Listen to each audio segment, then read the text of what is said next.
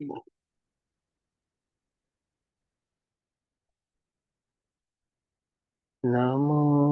रिहन्ताणं नमो सिद्धाणं नमो आयरीयाणं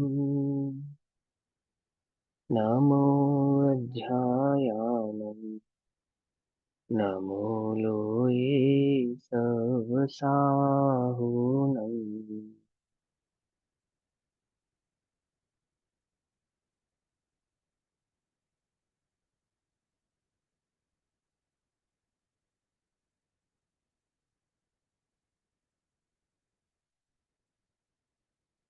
ओंकारं बिन्दुसंयुक्तं नित्यं ध्यायन्ति योगिनः कामदं मोक्षदं चैव ओंकाराय नमो नमः। मङ्गलं भगवान् वीरो मङ्गलं गौतमो गणी मङ्गलं कुन्दकुन्दार्दियो जैनधर्मोऽस्तु मङ्गलम्।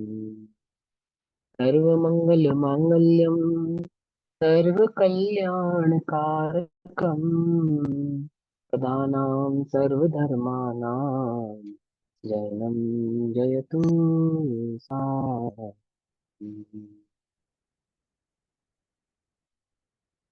सर्वव्याप्येकचिद्रूप स्वरूपाय प्रात्मने उपलब्धिप्रसिद्धाय ज्ञानानन्दात्मने नमः।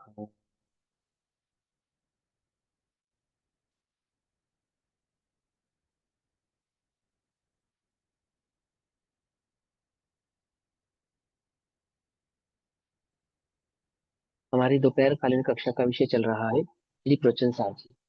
श्री सार जी का स्वाध्याय हम सभी आचार्य अमृत चंद्र देव द्वारा रचित तत्व प्रदीपिका तथा आचार्य जयसेन द्वारा रचित तात्पर्य वृत्ति टीका के आधार से कर रहे हैं। इस श्रृंखला में पेज नंबर 19, पेज नंबर 18 और गाथा नंबर 8, गाथा क्रमांक 8 का आज हम स्वाध्याय करेंगे। गाथा नंबर 7 तक हमने समझा कि शुद्धोपयोगी एकमात्र चारित्र है, क्योंकि वास्तविक चारित्र वह है जो बंध का कारण नहीं है, और जो सरागादि भाव बंध के कारण है ऐसे चारित्र को वास्तविक निश्चय से चारित्र कहा नहीं। लेकिन चारित्र की व्याख्या करते समय समझाया कि वह चारित्र जो सराग भाव वाला है वह बंध का कारण है, अथवा जीव को सुरपति, नरपति अथवा असुरेंद्र आदि पर्यायों में ले जाने वाला है और परंपरा से निर्वाण का कारण है। और जो वीतराग चारित्र है वो एकमात्र निर्वाण का कारण है, जीव के बंध का कारक नहीं। ये समझा। अब गाथा नंबर 8 में समझाते हैं अब आत्मा की चारित्रता, अर्थात आत्मा ही चारित्र है ऐसा निश्चय करते हैं। तो चारित्र धर्म है ना, वो धर्म जिसके आश्रय से प्रकट होगा वह आत्मा स्वयं धर्मी स्वरूप है, धर्म स्वरूप है, ये बात यहाँ पर बतलाई जाएगी गाथा नंबर 8 में। तो गाथा पढ़ सबसे पहले गाथा पाठ पढ़ते हैं, गाथा आचार्य कुंद कुंद देव द्वारा कृत।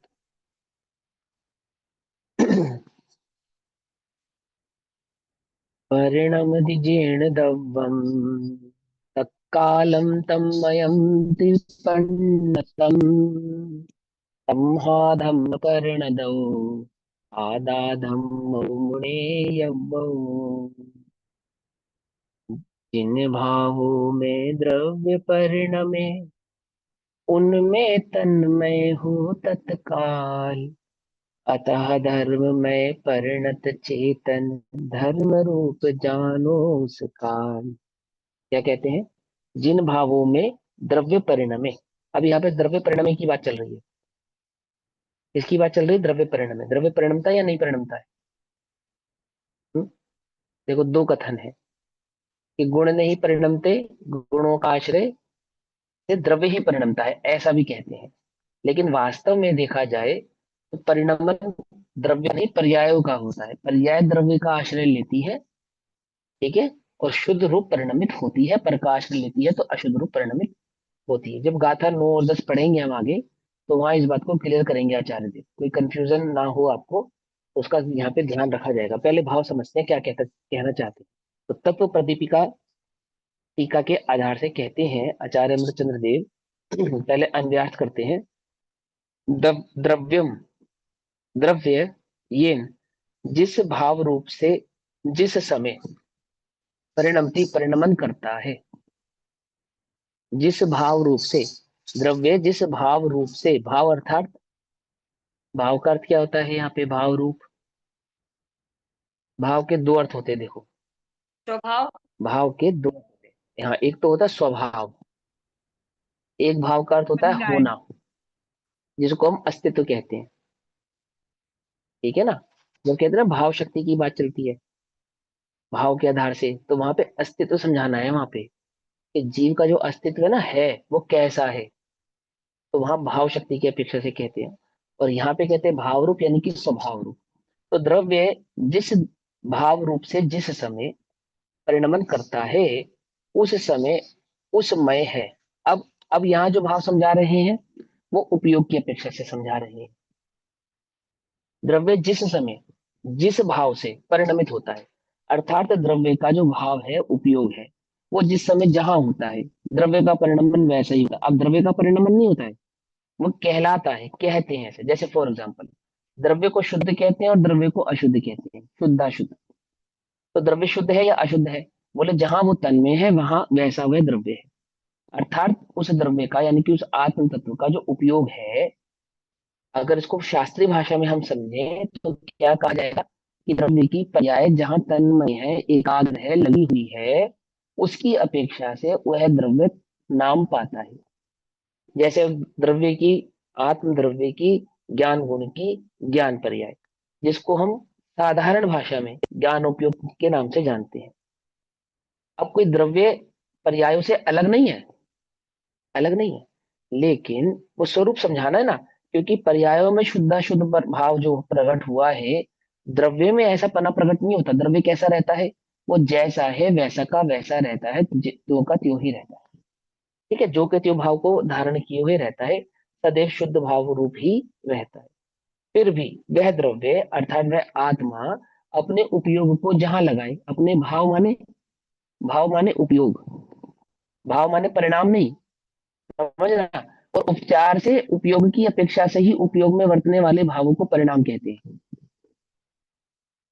पकड़ में आ रही है बात, नहीं पकड़ में आ रही है? अभी मैंने कुछ दिन पहले भी समझाया था आपको, कि जब कहा कि परिणामों की संभाल करो, तो कौन से परिणामों की संभाल करें, वह परिणाम जिसकी हम करता नहीं है, अथवा वह परिणाम जो हमारा स्वभाव है।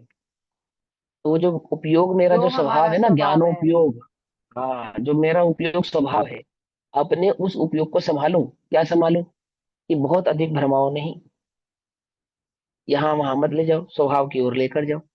तो आचार्य कहते हैं, जब जीव का उपयोग, ज्ञान दर्शन जिस समय जहां तन्मय होता है, द्रव्य उस समय वैसा ही नाम पाता है। सिंपल सी बात है ना, कोई कंफ्यूजन है इसके अंदर? कितनी साधारण बात कह रहे हैं।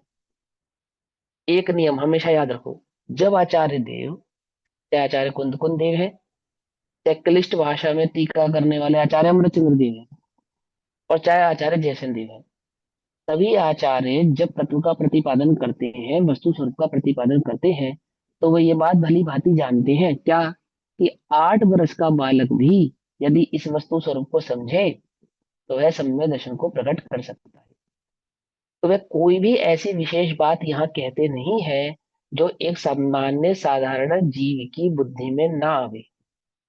जीव अपनी बुद्धि से उसे क्लिष्ट कर लेवे, मुश्किल कर देवे, कठिन कर देवे, तो बात है अलग।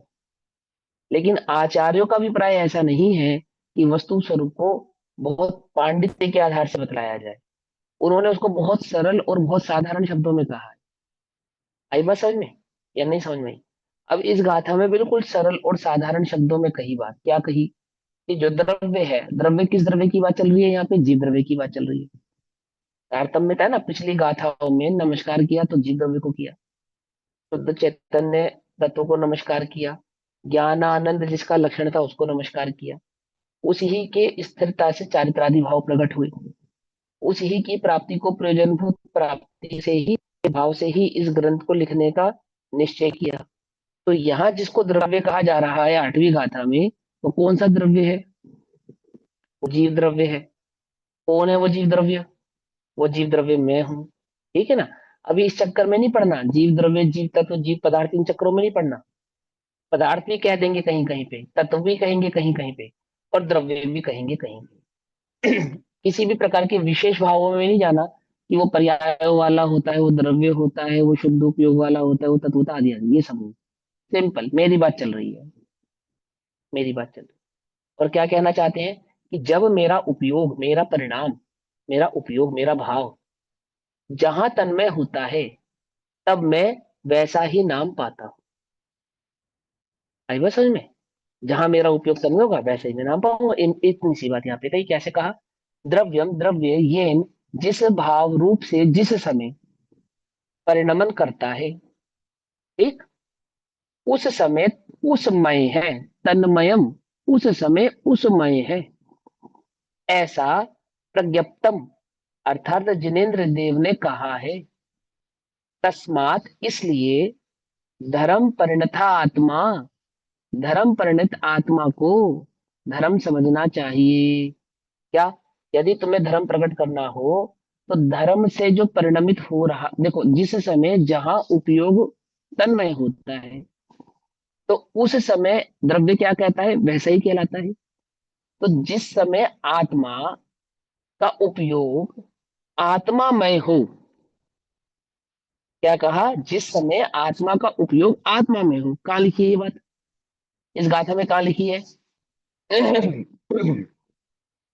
अनितांडी जी, इस गाथा में लिखी है बात, नहीं लिखी है बात? बताओ मुझे। इन भावमय द्रव्य परिणमे उनसे तन्मय हो तत्काल। नहीं नहीं, ये गाथार्थ का अन्वयार्थ कर रहे हैं ना, जहाँ पे हम अन्वयार्थ में, बताओ ये बात कहाँ लिखी? कि जिस आत्मा भावरूप जिस समय जिस भाव आत्मा में परिणमित हो। नहीं मिली? देखो मैं समझा दूं, देखो कहाँ लिखा।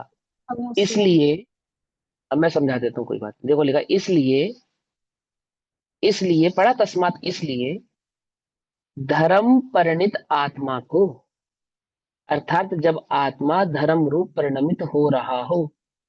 धर्म कहाँ बतलाया था? पिछली गाथा में क्या समझाया था? चारित्रम खलु धम्मो, समझाया था नहीं समझाया था?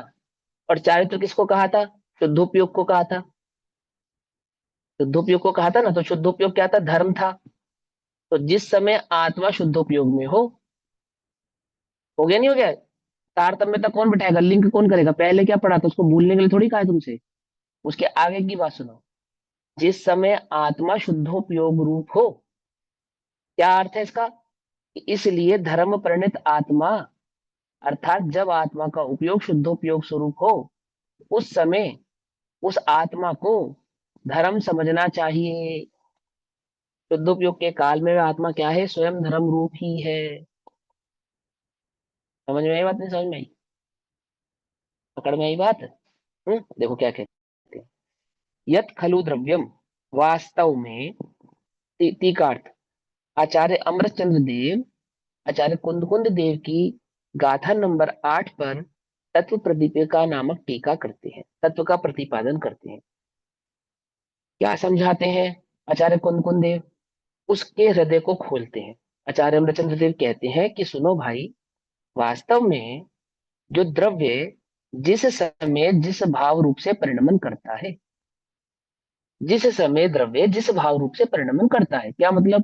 कि आत्मा का जिस समय जहां पर जिस प्रकार से उपयोग तन्मय होता है, ठीक, उस द्रव्य, वह द्रव्य उस समय उष्णता रूप से परिणमित लोहे के गोले की भांति उसमय है। जैसे अग्नि और लोहा, अग्नि में गर्म किया गया लोहा अग्नि ही है। समझे? उदाहरण क्या दिया? जैसे अग्नि में गर्म किया गया लोहा, तब तो हुआ लोहा, तो बिल्कुल लाल एकदम अग्निमय ही दिखता है ना? उसी प्रकार वह आत्मा, उसका उपयोग जहां तन्मय होता है, वह आत्मा उस रूप ही हो जाता है।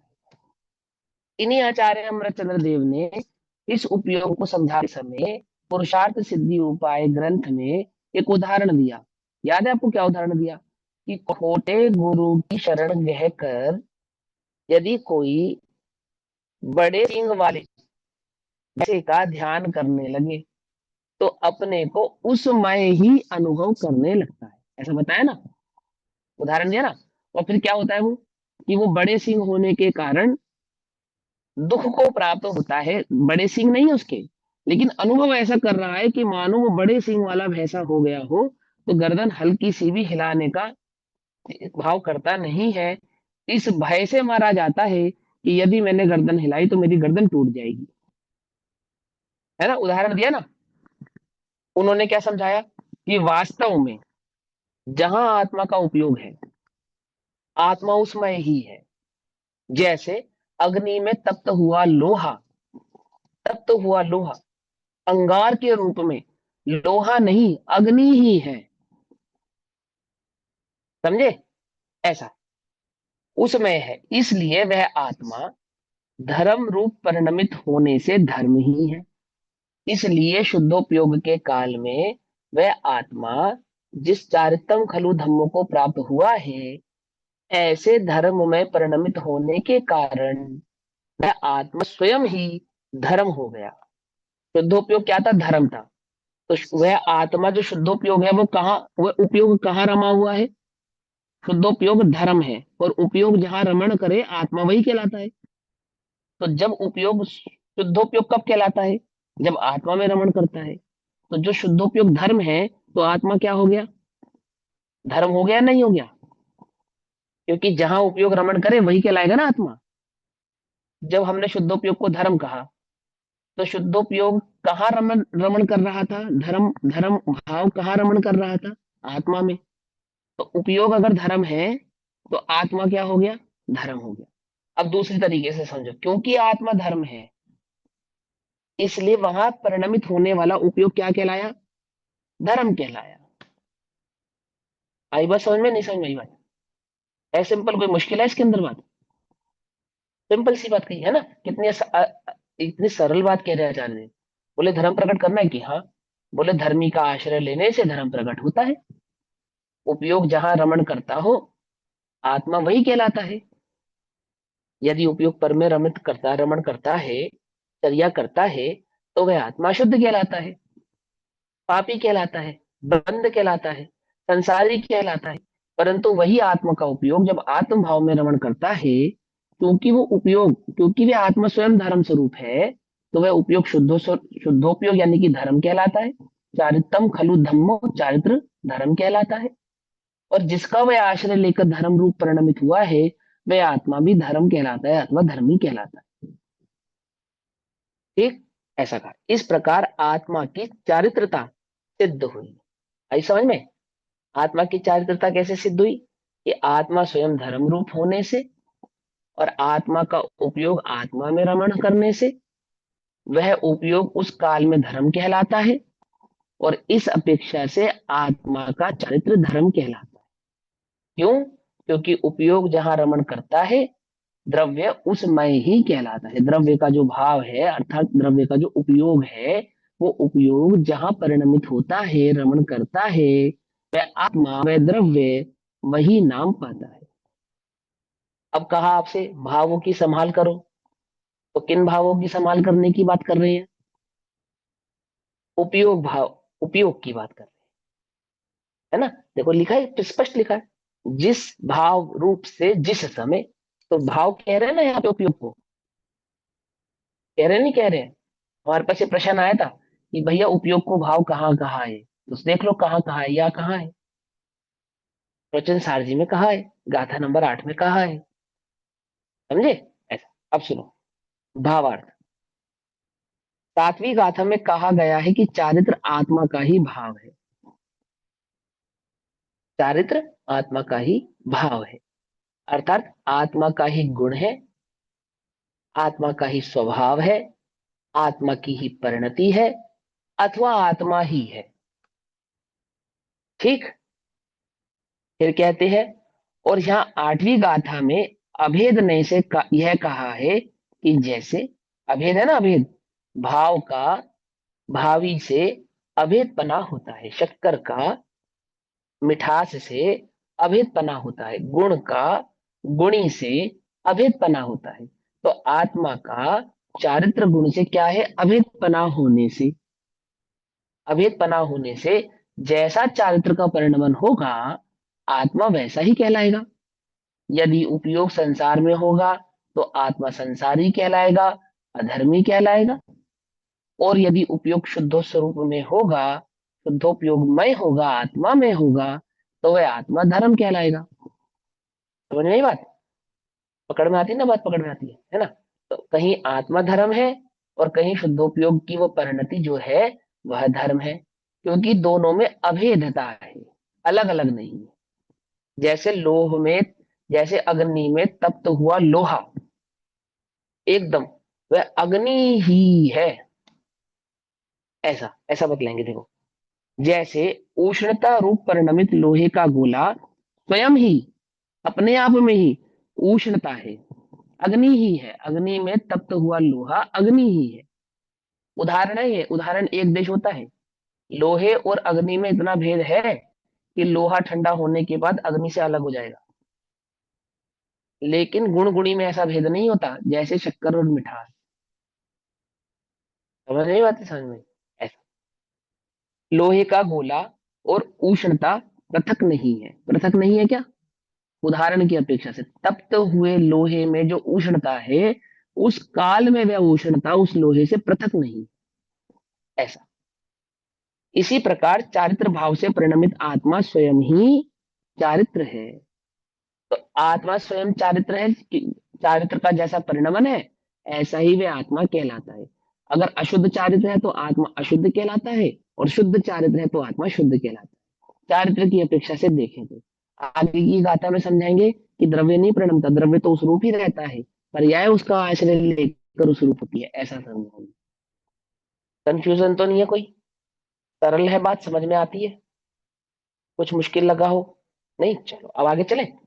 अब इसी भाव को आचार्य जयसेन तात्पर्य वृत्ति टीका के आधार से समझाते हैं। वे कहते हैं, उत्थानी का भाव समझाएंगे। अब अभेद नय से धर्म रूप परिणमित आत्मा ही धर्म होता है, ऐसा कहते हैं। अभेद नय के आश्रय से अर्थात गुण और गुणी में भेद नहीं होने के कारण गुण के परिणमन को द्रव्य से अभेद करते हुए उस पर्याय के आधार से ही वह द्रव्य है, ऐसा कहलाता है, ऐसा कहेंगे हम। अभेद नय की अपेक्षा से, यानी कि जैसा उस चारित्र गुण का परिणमन है, वह परिणमन और वह द्रव्य दोनों कैसे है? एक ही है, अलग अलग नहीं है। यदि चारित्र अशुद्ध है तो आत्मा अशुद्ध कहलाएगा, और यदि चारित्र शुद्ध है, धर्म रूप है, तो वह आत्मा भी शुद्ध और धर्मी या धर्म कहलाएगा, ऐसा। तो क्या कहते हैं तात्पर्य प्रति में? परिणमति जैन दव्वम, तत्काले उस काल में, परिणति जैन दव्वम जिस काल में द्रव्य परिणमित होता है, जब द्रव्य परिणमित होता है, तन्मयम प्रणतम, तन्मय होता है, तन्मय होता है, तो द्रव्य वही कहलाता है, उस भाव को ही कहलाता है। द्रव्य कर्ता जिस कारण से, द्रव्य अर्थात कर्ता, द्रव्य अर्थात कर्ता। कल समझाया था कि मोची कौन है? जूता सीलता हुआ मोची ही मोची है, आगे पीछे मोची नहीं है। समझाया था नहीं समझाया था? तो यहाँ पे वही बात समझाएंगे आपको, कर्ता कि जिस समय जिस द्रव्य की जो पर्याय हो रही है, किस अच्छा से, क्योंकि उपयोग द्रव्य का स्वभाव है ना, लक्षण है ना। द्रव्य का लक्षण है उपयोग, उपयोग से द्रव्य पहचाना जाएगा। जीव द्रव्य को पहचाना किससे जाएगा? लक्षण से। और लक्षण क्या है वहां जीव द्रव्य का? उपयोग। उपयोगस्य जीवस्य लक्षणम। समझ में आई बात? तो वह जो लक्षण है, वो लक्षण जैसा परिणमित हो रहा है, द्रव्य वैसा ही नाम पाएगा। ठीक। वहां कर्ता कौन है? द्रव्य। और कर्ता को किससे पहचानते हैं? क्रिया से। कर्ता को किससे पहचानते हैं? क्रिया से। मालूम है व्याकरण में, सिंपल सी व्याकरण है। कर्ता की पहचान क्रिया से होती है। डॉक्टर है, कैसे पता चलता है? इलाज करता हुआ वैद्य ही वैद्य है, गाड़ी चलाता हुआ ड्राइवर ही ड्राइवर है, रोटी पकाती हुई स्त्री ही बाई है, ऐसा। ऐसा समझ में? बात नहीं समझ में? समझे ना? क्रिया से किसको पहचानते हैं? कर्ता को पहचानते हैं। तो यहाँ क्या कहा? जो द्रव्य है, जो कर्ता है, कर्ता कहना और द्रव्य कहना एक ही बात। एक कर्ता किसको कहा? या द्रव्य को?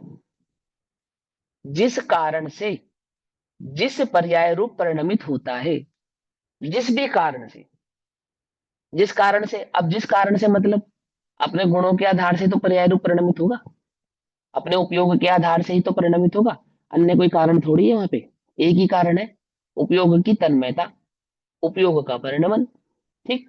तो जिस कारण से पर्याय रूप परिणमित होता है, उस समय में वह द्रव्य उस पर्याय से तन्मय, तद्रूप होता है।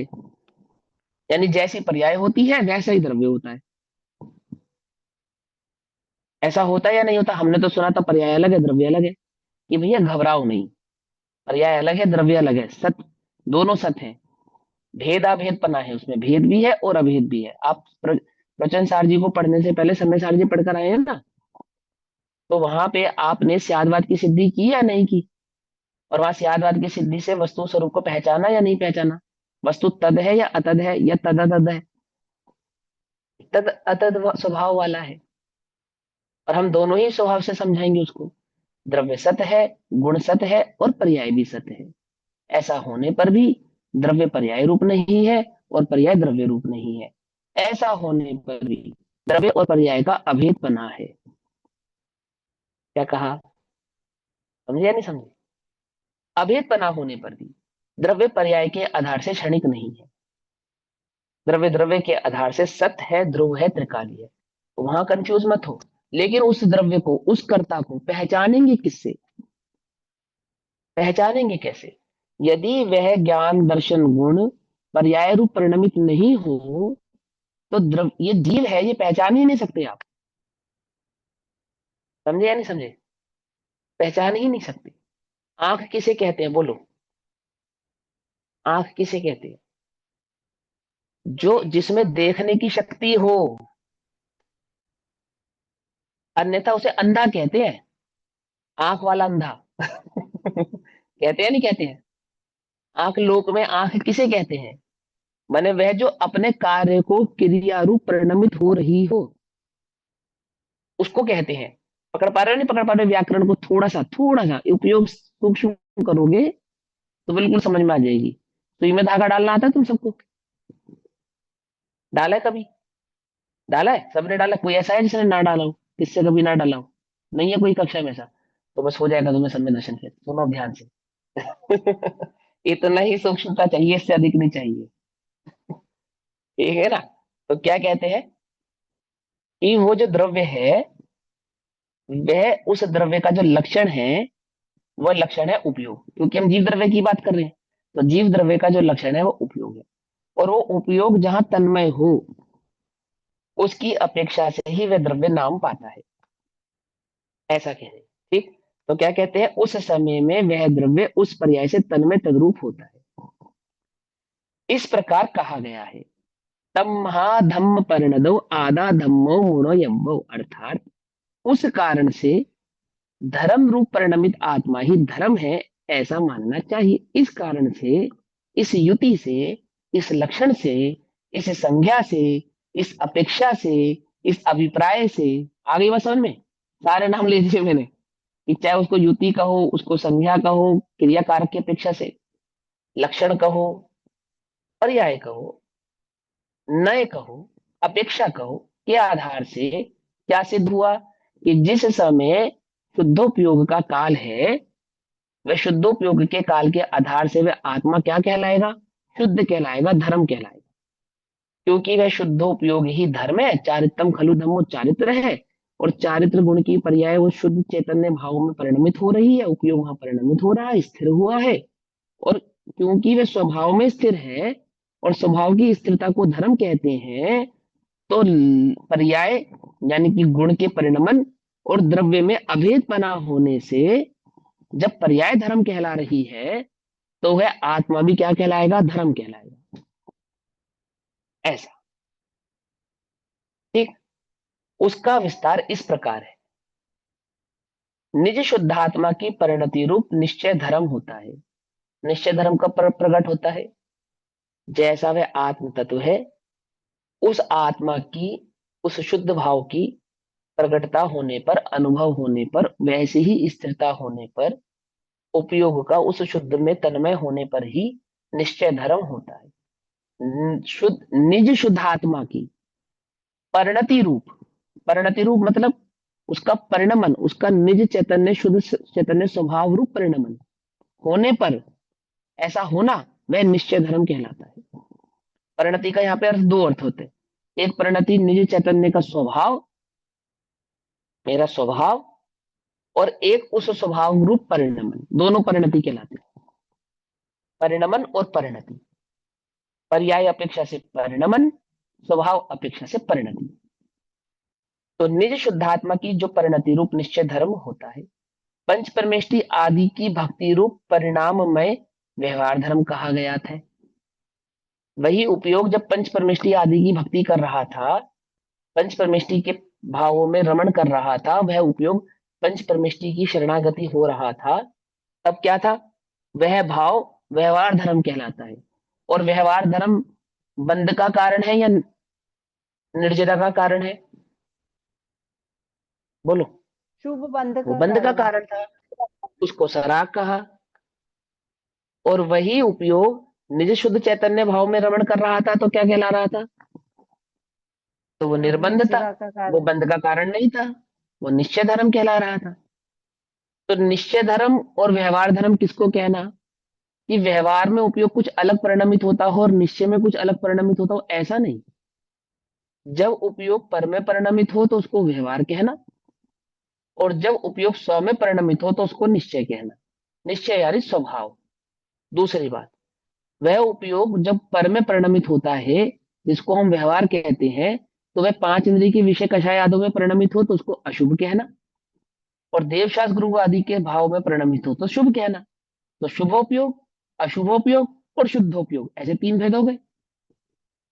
तीन भेद हो गए, नहीं हो गए। और उसी अपेक्षा से वह आत्मा तीन प्रकार के नाम को प्राप्त हुआ, शुभ आत्मा, अशुभ और शुद्ध, जिसको कहा ज्ञान चेतना, कर्म चेतना, कर्म फल चेतना। ऐसा कहा या नहीं कहा, पकड़ में ही बात नहीं पकड़े। चेतना तीन प्रकार की है क्या, कि नहीं, परिणति उपयोग जहां परिणमित होता है, उसके आधार से उस चेतना को तीन प्रकार का कहते हैं, कर्म चेतना, कर्म फल चेतना और ज्ञान चेतना। ऐसा कहते नहीं कहते। उसी भाव को यहाँ अन्य शब्दों में समझा रहे, शुद्धोपयोग की अपेक्षा से समझा रहे, वही भाव बिल्कुल वैसा का वैसा ही, कि जहां उपयोग तन्मय होता है, वह द्रव्य उसी भाव को प्राप्त होने से वही कहलाता है। तो उस प्रकार इसका विस्तार इस प्रकार से है कि निज शुद्धात्मा की परिणति रूप तो निश्चय धर्म होता है, यानी कि शुद्धोपयोग होता है ज्ञान चेतना, और परमेष्टि पंच परमेष्टि आदि की भक्ति रूप परिणाम में व्यवहार धर्म कहा गया है, यानी कि शुभोपयोग होता है, व्यवहार धर्म होता है, कर्म अथवा कर्मफल चेतना इसको भी कह सकते हैं, इसमें कोई आपत्ति नहीं है। क्योंकि उन उन विवक्षित अविवक्षित पर्याय रूप से परिणमित द्रव्य, क्योंकि उन उन विवक्षित अथवा अविवक्षित पर्याय रूप से परिणमित द्रव्य अपनी उस काल की पर्याय से तन्मय होता है, विवक्षित हो अथवा अविवक्षित हो। विवक्षित और अविवक्षित अर्थात करने योग्य नहीं करने योग्य, होने योग्य नहीं होने योग्य, मतलब कर्ता की अपेक्षा से, है ना। बात यह है, सिर्फ इतनी सी है, कि चाहे वह उसका स्वभाव है और चाहे वो उसका स्वभाव नहीं है, लेकिन उपयोग जहां परिणमन करेगा, जहां रमण करेगा, उसकी तन्मयता के कारण द्रव्य वैसा ही नाम पाएगा, चाहे वो विवक्षित है और चाहे वो अविवक्षित है, चाहे उपयोग को वैसा परिणमन करने के लिए कहा गया है, उपदेश किया गया है, और चाहे नहीं किया गया है। ऐसी जगह भी यदि वह परिणमित करे परिणमन करे, जैसे पांच इंद्रिय के विषय कषाय आदि में परिणमन करे, तो करना चाहिए या नहीं करना चाहिए, नहीं करना चाहिए ना। अपना उपयोग पांच इंद्रिय के विषय कषाय में लगाना चाहिए, नहीं लगाना चाहिए, नहीं लगाना चाहिए ना। तो ये अविवक्षित है, लेकिन तो भी लगा तो रहा है ना। और शुद्धोपयोग और शुभोपयोग, यानी कि देवशास्त्र गुरु और एक आत्मा, ये विवक्षित है बात, या तो आत्मा में, या तो देवशास्त्र गुरु में, या तो देवशास्त्र गुरु में, या तो आत्मा में, और कहीं लगाने योग्य नहीं है ये उपयोग, ये विवक्षित है। तो कहते हैं कि जहां वो उपयोग लगेगा, आत्मा वही नाम पाएगा। ठीक, इसलिए लोहे से तप्त पिंड की तरह पूर्वोक्त दो प्रकार से धर्मरूप परिणमित आत्मा ही धर्म होता है। जैसे अग्नि में तपाया गया लोहा अग्नि ही होता है, उसी प्रकार से विवक्षित अविवक्षित पर्यायों में परिणमित आत्मा, उपयोग जो तन्मय हुआ है, वह आत्मा भी उसी नाम को प्राप्त होता है, ऐसा जानना चाहिए। प्रश्न, किस कारण से आत्मा धर्म रूप होता है? आत्मा धर्म रूप किस कारण से होता है? पहला क्वेश्चन। हम यहाँ पे एक क्वेश्चन अपनी सुविधा के अनुसार से जोड़ लेते हैं। पहले, आत्मा अधर्म रूप कब होता है? कब होता है? बोलो। कि पहले आप ये बताओ धर्म किसे कहते हैं? क्योंकि धर्म रूप होगा तो अधर्म अधर्म रूप नहीं होगा, और यदि वो धर्म रूप नहीं हो रहा है तो जो भी हो रहा है वो अधर्म रूप ही हो रहा है। आ गई बात समझ में या नहीं समझे? जो भी हो रहा है, यदि यदि शक्कर नहीं है तो कुछ भी होगा पर मिठास नहीं होगी। कुछ भी होगा, हमें उससे लक्षण नहीं है लेना देना, परंतु मिठास नहीं होगी, क्योंकि मिठास तो एकमात्र शक्कर का ही लक्षण है। तो सबसे पहले समझाएंगे धर्म। अगर धर्म रूप हो रहा है तो ठीक है, और यदि वह नहीं हो रहा है तो क्या हो रहा है? बोले धर्म नहीं हो रहा है तो अधर्म ही हो रहा है, चाहे तुम उसको शुभ कहो और चाहे तुम उसको अशुभ कहो, है क्या दोनों? क्या है दोनों? अधर्म है, ऐसा कहते हो। जिस किस कारण से आत्मा धर्म रूप होता है? उत्तर, उपादान कारण के समान ही कार्य होता है, ऐसा आगम वचन से जानना चाहिए। आगम का क्या वचन है? कि जैसा उपादान होता है, जैसी उपादान की योग्यता होती है, वैसा ही कार्य होता है। अर्थात उपादान किसको कहना? उपादान किसको कहना? द्रव्य का निजी भाव, निज भाव, स्वभाव, उस उपादान में जैसा परिणमन हो रहा है, जो कार्य हो रहा है, जिस योग्यता को वह प्रकट कर रहा है, कार्य कैसा होता है वैसा ही होता है, अन्य होता नहीं है। चक्कर में मिठास है तो मिठास प्रकट होती है, अन्यथा होती नहीं है। पकड़ में बात? पेट्रोल में उष्णता भाव वाला अग्नि भाव है तो प्रकट होता है, अन्यथा होता नहीं है। पानी की उपादान योग्यता, पेट्रोल की उपादान योग्यता, दोनों की कैसी है? भिन्न भिन्न है, भिन्न भिन्न है। ठीक।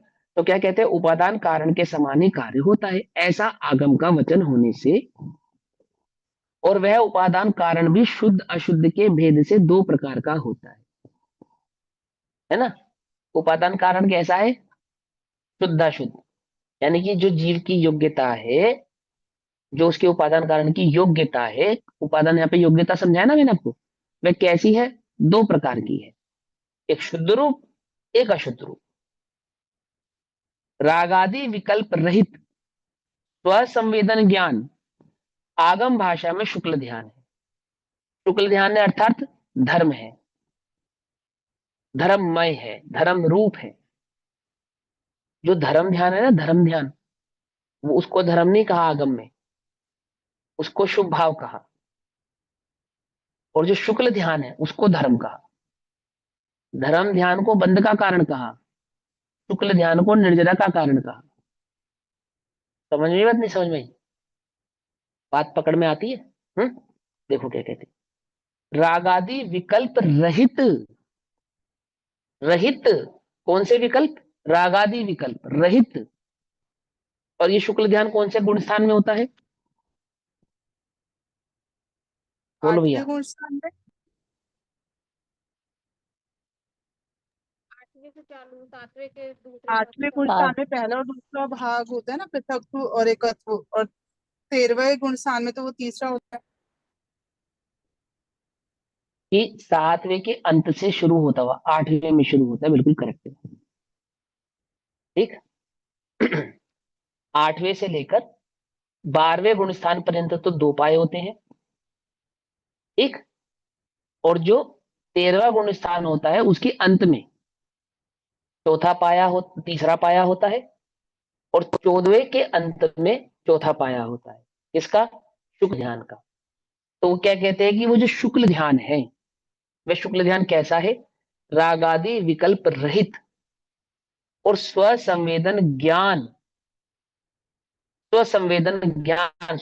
भाव वाला आगम भाषा में शुक्ल ध्यान है, अथवा वह स्वसंवेदन ज्ञान ही केवल ज्ञान की उत्पत्ति में शुद्ध उपादान कारण है। उस शुक्ल ध्यान के प्रकट हुए बिना केवल ज्ञान प्रकट हुआ होता नहीं है। धर्म ध्यान के आधार से नहीं, शुक्ल ध्यान के आधार से क्या प्रकट होगा? वे केवल ज्ञान आदि भाव प्रकट होंगे।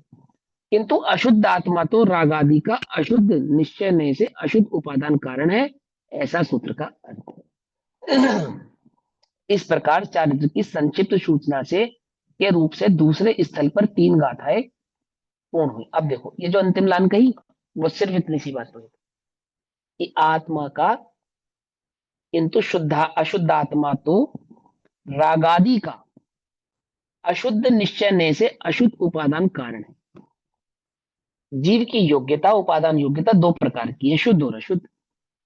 यदि वो धर्म रूप में परिणमित नहीं हो रहा है, धर्म में परिणमित नहीं हो रहा है, तो सीधी सीधी सी बात है, वो अधर्म में परिणमित होगा। और धर्म को शुद्ध कहते हैं और धर्म से विपरीत भाव को अशुद्ध कहते हैं। यदि वो शुद्धोपयोग के काल में नहीं है, शुद्धोपयोग में नहीं है, आत्मा में नहीं है, आत्मा में रमण नहीं कर रहा है, तो वह जहां पे भी रमण कर रहा है वो रागादि का विकल्प होने से अशुद्ध भाव ही है, ऐसा यहाँ जानना चाहिए। और उसी के आधार से वह आत्मा नाम पाता है। बस इतनी सी बात।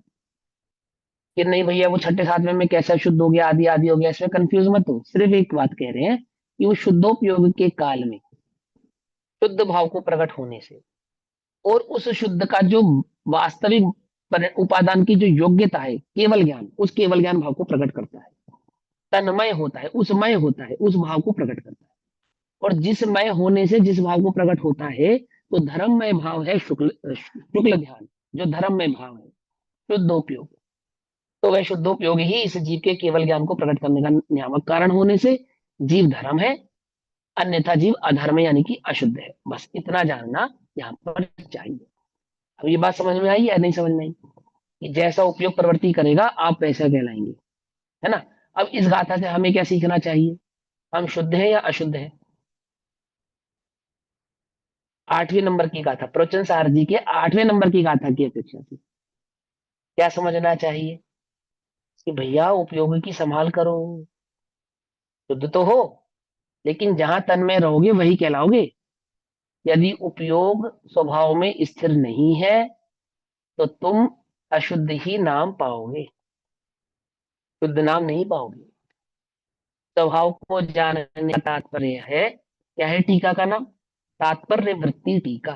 स्वभाव को जानने का तात्पर्य यह है कि परिणति उस रूप होवे, अन्यथा स्वभाव को जानना और नहीं जानना दोनों है, है?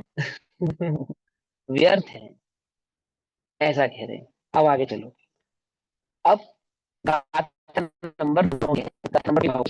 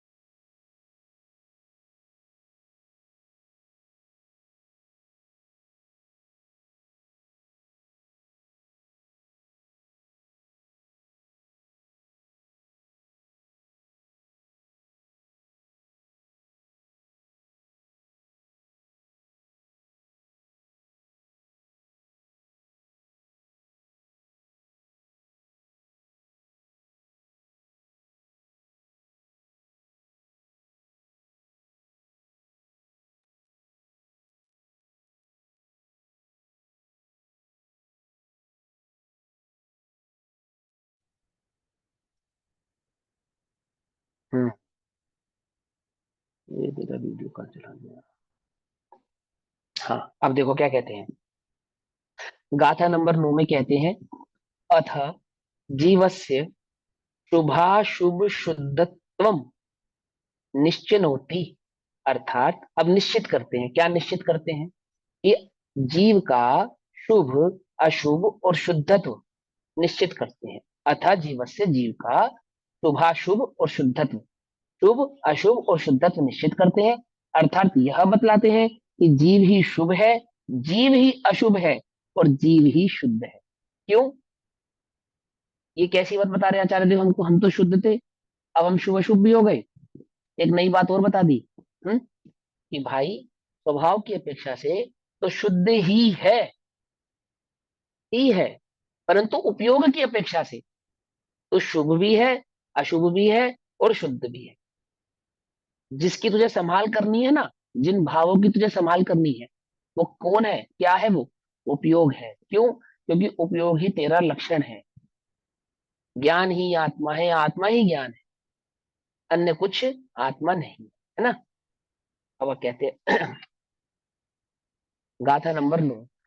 जीवो परिणम द्विजदा, सुहेण असुहेण वासुः असुः, शुद्धेन सदा शुद्धो, अवधि परिणाम संभावो।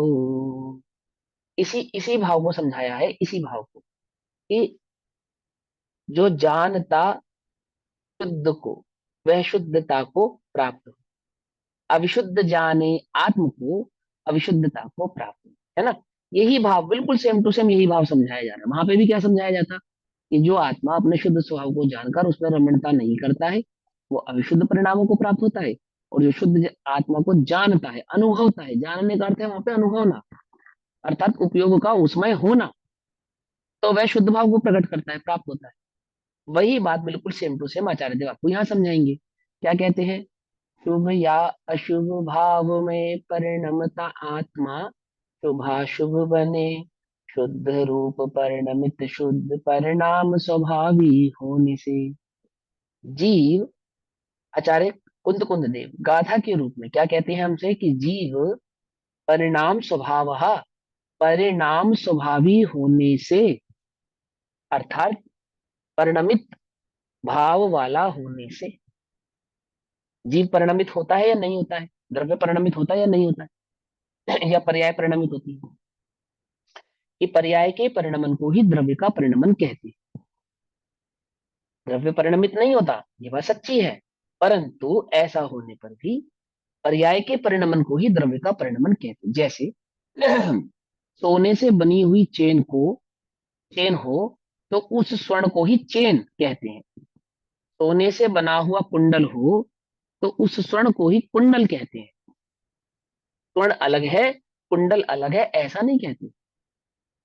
कुंडल को, स्वर्ण को क्या कहते हैं? कुंडल कह के पुकारते, कुंडल है, ये देखो मेरा कुंडल, ये देखो मेरी चेन, ये देखो मेरा कड़ा। ऐसा कोई कहता है? ये देखो मेरा सोना, ये देखो मेरा सोना, ये देखो मेरा सोना, ऐसा नहीं कहते। स्वर्ण की अपेक्षा से देखने पर स्वर्ण ही है लेकिन वो परिणमित जिस रूप होता है, वह द्रव्य उसी नाम को प्राप्त होता है। समझे बात? वो स्टील, स्टील लोहा ग्लास रूप परिणमित होने पर क्या कहलाता है? ग्लास कहलाता है। प्लेट रूप परिणमित होने पर प्लेट कहलाता है। कटोरी रूप परिणमित होने पर कटोरी, और चम्मच रूप परिणमित होने पर चम्मच। ऐसा कहलाता है या नहीं कहलाता? कहलाता है ना, है ना। वे बिखरे हुए मोती एक धागे में पिरो देने पर माला कहलाते, उन्हें तो कोई मोती नहीं कहता। आई बात समझ में? परिणमित होता है अर्थात वह जो द्रव्य है, उन गुणों की जो पर्याय है, उस पर्याय के परिणमन का को ही द्रव्य का परिणमन कहते हैं। फल ग्रहण नहीं करना तो क्या कहते हैं? जीव परिणाम स्वभावी होने से, स्वभावी होने से बिल्कुल, क्योंकि पर्याय द्रव्य से कोई भिन्न थोड़ी है, अलग थोड़ी है, स्वभाव है उसका। द्रव्य गुण पर्याय ये द्रव्य का सत लक्षण है, लक्षण है। उत्पाद व ध्रुव युक्त द्रवस्य, है ना।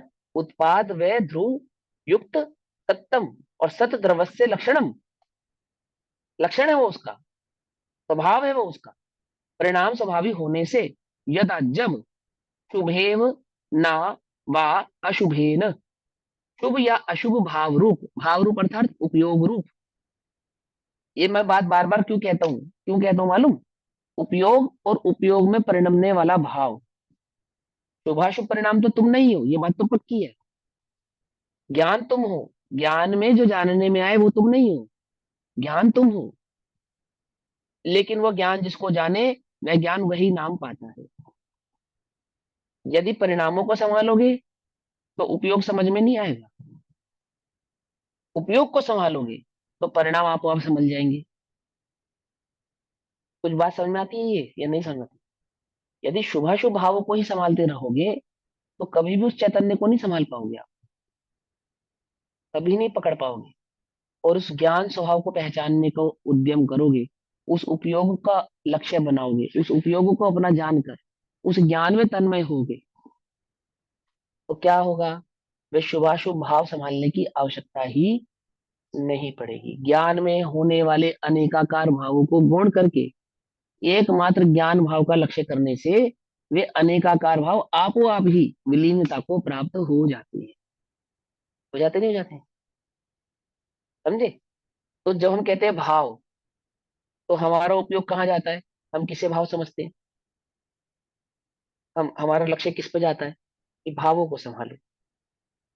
तो तुरंत हम अलर्ट हो जाते हैं कि अशुभ से शुभ में आना है। शुद्ध को तो हम भाव स्वीकार ही नहीं करते। क्यों नहीं स्वीकार करते? क्योंकि उपयोग का लक्ष्य नहीं है। यदि उपयोग का लक्ष्य हो तो ये बात समझ में आवे कि वास्तविक जो भाव है वो शुद्ध परिणति है, अन्य कोई भाव भाव नहीं है, अशुद्ध है वो। समझे या नहीं समझे? जैसे अशुद्ध दूध को जगत में दूध नहीं कहते। दूध अशुद्ध हो ना, पानी मिला दे ज्यादा, तो क्या कहते हैं? भैया दूध नहीं, पानी है ये तो, पानी। ऐसा कहते नहीं कहते हैं? है ना? लोक में क्या कहते हैं? अरे दूध दिया आपने, पानी दिया मुझे। खोट ज्यादा हो जावे तो स्वर्णकार को क्या कहते हैं?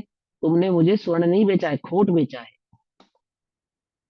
ऐसा ऐसा कहते नहीं कहते? भले ही उसमें स्वर्ण है, लेकिन खोट की अधिकता होने पर कोई उसे स्वर्ण स्वीकार करता नहीं। पानी की अधिकता होने पर कोई उसे दूध स्वीकार करता नहीं है। ऐसे ही जिसमें शुद्ध परिणति नहीं है उसे भाव स्वीकार करते नहीं है। क्या कहा? नहीं समझ में? ये बात नहीं समझ? वास्तविक भाव क्या है? वास्तविक भाव तो शुद्ध परिणाम परिणति है, अन्य भाव मेरा नहीं। भाव यानी उपयोग, शुभाशुभ परिणाम नहीं। समझ में आती है ये बात? है? देखो, जीव परिणाम स्वभावी होने से जब शुभेव व अशुभेन शुभ या अशुभ भाव रूप परिणमन करता है, अर्थात जब जीव का उपयोग शुभ और अशुभ रूप होता है, शुभ अशुभ, तब शुभ या अशुभ स्वयं ही होता है। तब वह आत्मा ही शुभ रूप हो जाता है और आत्मा ही अशुभ रूप हो जाता है, क्योंकि जहां तन्मय होता है वही नाम पाता है। पिछली गाथा में बताया ना, तो शुभ अशुभ रूप होता है तो आत्मा ही शुभ अशुभ हो जाता है, ऐसा। और जब शुद्ध भाव रूप परिणमित होता है तब तदा शुद्ध ही भवती, तब वस्तुतः शुद्ध होता है। और शुद्ध भाव क्या है? शुद्ध भाव क्या है? कि वो परिणमित होने वाला, जिस आत्मा को परिणमित कह रहे थे ना, वो कभी परिणमित नहीं होता है, ऐसा उसका शुद्ध भाव है। क्या कहा? अभी इस आत्मा को जिसको परिणमित कह रहे हैं ना, परिणमित होता है, वह अपरिणामी है, ये उसका शुद्ध भाव है। और कैसा अपरिणामी है? एक शुद्ध ज्ञान चैतन्य भाव वाला है, अनंत गुणात्मक वह जीव द्रव्य एक शुद्ध चैतन्य चैतन्य भाव मात्र ही है, अन्य कुछ नहीं। है ना? वह परिणामित परिणामी स्वभाव होने पर भी, परिणामी स्वभाव होने पर भी शुद्ध भाव क्या है? अपरिणामी। समझाएंगे आगे गाथा में, टीका में समझेंगे। इसी भाव को आचार्य अमरचंद्र देव तत्व प्रदीपिका के आधार से कहते हैं। क्या कहते हैं? यदाय यदा यदाय मात्मा यदाय अमात्मा शुभेना शुभेन वा राग भावेन परिणमति। जब यह आत्मा यदा जब यह आत्मा शुभ या अशुभ राग भाव से परिणमित होता है। आत्मा परिणमित होता है या नहीं होता है? तो छल ग्रहण नहीं करना, हाँ होता है और नहीं होता है। स्वर्ण कुंडल बनता है या नहीं बनता है? यहाँ बनता है। क्या आपत्ति है उसमें? स्वर्ण कहे तो कुंडल बनता है, परंतु स्वर्णत्व भाव को छोड़े बिना और कुंडल भाव में परिणमित होता है। ऐसे ही उस अपने शुद्ध चैतन्य ज्ञायक भाव को छोड़े बिना अन्य भाव रूप परिणमित होता है, उसमें उसका निषेध नहीं है। ठीक, तो क्या कहते हैं, जब आत्मा शुभ या अशुभ राग भाव से परिणमित होता है, अर्थात जब आत्मा का उपयोग शुभ और अशुभ भावों में तन्मय होता है, तब वह तब जवा, कुसुम या तलाम, तमाल पुष्प के लाल या काले रंग रूप परिणमित स्फटिक की भांति परिणाम स्वभाव होने से शुभ या अशुभ होता है। अर्थात जिस प्रकार एक लाल रंग का पुष्प है और एक काले रंग का पुष्प है, ऐसे दो पुष्पों के संयोग से वह स्फटिक लाल अथवा काला दिखाई देता है। काला वहां पे अशुभ भाव को दर्शाने के लिए, लाल वहां पे शुभ भाव को दर्शाने के लिए उदाहरण दिया। उसी प्रकार से आत्मा स्वभाव से परिणामी स्वभाव वाला होने से जब वह अपना उपयोग पर में लेकर जाता है अथवा शुभ और अशुभ भावों में तन्मय होता है, तब वह आत्मा किस रूप दिखाई देता है? तब वह आत्मा शुभ रूप परिणमित और अशुभ रूप परिणमित होता हुआ दिखाई देता है। स्फटिक लाल रूप परिणमित होता हुआ दिखाई देने पर भी स्फटिक भाव को त्यागती नहीं है, लाल उसका स्वभाव नहीं है, फिर भी उस रूप परिणमित होती है, अर्थात उस रूप दिखाई देती है। ऐसे ही आत्मा का शुभाशुभ भाव स्वभाव नहीं है। ऐसा होने पर भी जब वह उपयोग, आत्मा का उपयोग जब शुभाशुभ भावों में तन्मय होता है, एकाग्र होता है, उस रूप होता है, तब वह आत्मा ही शुभाशुभ रूप परिणमित हो जाता है। ऐसा कहते हैं।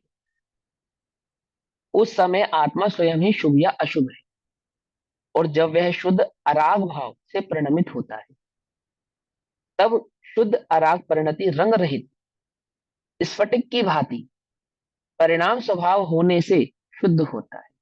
वह भी उसका एक परिणमन है। कैसा? कि किसी अन्य का अवलंबन लिए बिना वह स्फटिक कैसी है? अरंग वाली है। ऐसे ही पर भाव का अवलंबन लिए बिना, उपयोगों को पर में ले जाए बिना, जब वह उपयोग स्वभाव में स्थित होता है तो कैसा है? एक शुद्ध भाव वाला है, शुद्ध भाव को प्रकट करने वाला होने से शुद्ध परिणति वाला है। इस प्रकार जीव का शुभत्व, अशुभत्व और शुद्धत्व सिद्ध हुआ। कैसे सिद्ध किया? शुभ अशुभ और शुद्धत्व, कि शुभ अशुभ और शुद्धत्व सिद्ध करा उसके उपयोग के आधार से। जब आप जीव को उपयोग की दृष्टि से देखेंगे तो जैसा उपयोग का परिणमन है वह जीव का ही परिणमन जाना जाएगा, और जीव वैसा ही कहलाएगा। तो कैसा कहलाएगा जीव? शुभोपयोग वाला, अशुभोपयोग वाला और शुद्धोपयोग वाला होने से जीव ही शुभ, अशुभ और शुद्ध ऐसा कहलाता है। अरिहंतों को, सिद्धों को हम शुद्ध कहते हैं, क्यों? उपयोग के कारण। संसारी को हम अशुद्ध कहते हैं, क्यों? उपयोग के कारण। ज्ञानियों को हम शुद्धाशुद्ध कहते हैं, क्यों? उपयोग के कारण। समझे? है कैसा? एक शुद्ध ज्ञायक स्वभाव वाला ही है। नहीं पहचानता तो ये तीन नाम पाता है। भावार्थ देखो ध्यान से। आत्मा सर्वथा कूटस्थ नहीं है। कूटस्थ नहीं अर्थात कोई आत्मा को बिना पर्याय का ही स्वीकार कर ले, अपरिणामी के आधार से बिना परिणमन वाला स्वीकार कर ले, तो ऐसा नहीं है। देखो, स्वर्ण स्वर्ण कूटस्थ है क्या? स्वर्ण कूटस्थ नहीं है, अर्थात कि कुंडल रूप परिणमित होता हुआ भी स्वर्णत्व को नहीं छोड़ता। ये अपरिणामी भाव था उसका। परिणामी अपरिणामी दृष्टि अपरिणामी भाव पे करनी है। समझाते हैं परिणामी भाव से, समझते हैं अपरिणामी भाव से। समझ में बात नहीं समझे? यही स्यादवाद का स्वरूप है। स्यादवाद में द्रव्य कैसा है? परिणामी अपरिणामी भाव वाला है। ऐसे विरुद्ध धर्म भाव उस आत्मा में विद्यमान है एक साथ, एक ही समय पे। स्वर्ण स्वर्ण भी है और कुंडल भी है, एक ही समय पे, है ना? स्व- या नहीं है वो? स्वर्ण है की ना? अपेक्षा से भैया देखेंगे तो वो अपरिणामी होगी, कुंडल की अपेक्षा हाँ, से देखेंगे तो वो परिणामी परिणामी होगी। है, परिणामी हो गया। कुंडल का चेन, चेन का कड़ा, कड़े का हार, सब कुछ बनेगा, लेकिन स्वर्णत का कभी अभाव नहीं होगा। तो परिणामी अपरिणामी दोनों भाव वाला है ना। यदि वो कूटस्थ होता तो स्वर्ण कभी कुंडल नहीं बनता, स्वर्ण कभी चैन रूप नहीं होता। यदि वह आत्मा कूटस्थ होता तो कभी संसारी होता ही नहीं, कभी अशुद्ध परिणति वाला होता ही नहीं, और फिर उसको शुद्ध परिणति प्रकट करने का उद्यम भी नहीं करना पड़ता। यदि वो सदैव शुद्ध भाव वाला ही है और कूटस्थ है, यदि तुम उसे ऐसा कूटस्थ स्वीकार करते हो, तो सम्यक दर्शन करने की आवश्यकता नहीं है तुमको। उस आत्मा को जानने और पहचानने की आवश्यकता नहीं है, बिल्कुल भी आवश्यकता नहीं है, क्योंकि तो कूटस्थ है ना, परिणमित ही नहीं होगा, सिद्धार्थ को प्राप्त ही नहीं होगा, अथवा संसार अवस्था को प्राप्त नहीं होगा। जो जहां जैसा है, जिस रूप में है, वो वहां वैसा उस रूप में ही रहने वाला है, कूटस्थ होने के कारण। ऐसा होने पर भी क्या कहते हैं, कूटस्थ नहीं है, अर्थात आत्मा कूटस्थ स्वभावी होने पर भी कूटस्थ स्वभावी नहीं है, यानी अपरिणामी होने पर भी अपरिणामी नहीं है, परिणामी है। ठीक। तो क्या कहते हैं, आत्मा सर्वथा, सर्वथा शब्द लिखा है ना, तो एक अपेक्षा से है और एक अपेक्षा से नहीं है, और वह अपेक्षा काल्पनिक नहीं है, काल्पनिक अपेक्षा नहीं है। वो कैसी है, वस्तु के स्वभाव में विद्यमान है, विद्यमान अपेक्षा है। आपके और हमारे मन से हमने कल्पनाओं में खड़ी करी है ऐसी अपेक्षा नहीं। उसी समय स्वर्णत्व का वह हार, स्वर्णत्व भाव को लिए हुए होने पर भी हार है। वही हार जब कुंडल रूप परिणमित होगा, तो हार का अभाव होकर कुंडल रूप परिणमित होने पर भी स्वर्णत्व का उसमें अभाव नहीं होता है। हुआ नहीं हुआ, परिणामी और अपरिणामी दोनों हुए ना उसमें। ऐसे जीव में भी है, परिणामी भी है और अपरिणामी भी है। परिणामी की अपेक्षा से ही जीव नाम पाता है, जैसा परिणमन करेगा वैसा नाम पाएगा, है तो अपरिणामी। ऐसा होने पर भी परिणामी की अपेक्षा से तीन प्रकार का, शुभ, अशुभ और शुद्ध, ऐसा ये भावार्थ में भाव समझाएंगे पेज नंबर 20 में, गाथा नंबर 9 में। अभी अपना समय हुआ, बाकी चर्चा हम कल करेंगे, तब तक के लिए सभी को जय जिनेन्द्र। ओम नमः सिद्धेश्वर। ऐसे हो गया ना, जब वो अपने स्वभाव को नहीं समझता तो वो शुद्ध अशुद्ध रूप परिणमित होता है, शुभ या तो अशुभ रूप ऐसा ही, परिणमित होता है। बिल्कुल ऐसा ही, जब वो आपके ऐसे ही। स्वभाव को समझेगा तो वो अब समझने का मतलब क्या है वहां पे, उपयोग का उसमय होना अनुभव करना। है, उपयोग का, परिणति का उसमय होना, तो ही वो उस रूप नाम पाएगा। अगर उपयोग उसमें नहीं है, तो वह नाम भी नहीं पाएगा। ठीक है ना, ऐसा। ओम नमः सिद्धेश्वर। निज निधि निज में पताई, यह अनंत उपकार है, उसके लिए जिनवाणी माँ को वंदना। नमो हरिहंत। नमो।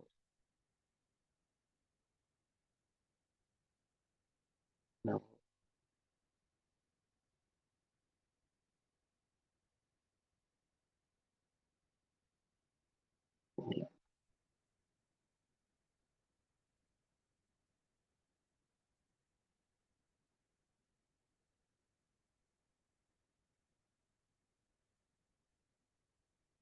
जय जिनेन्द्र सभी को।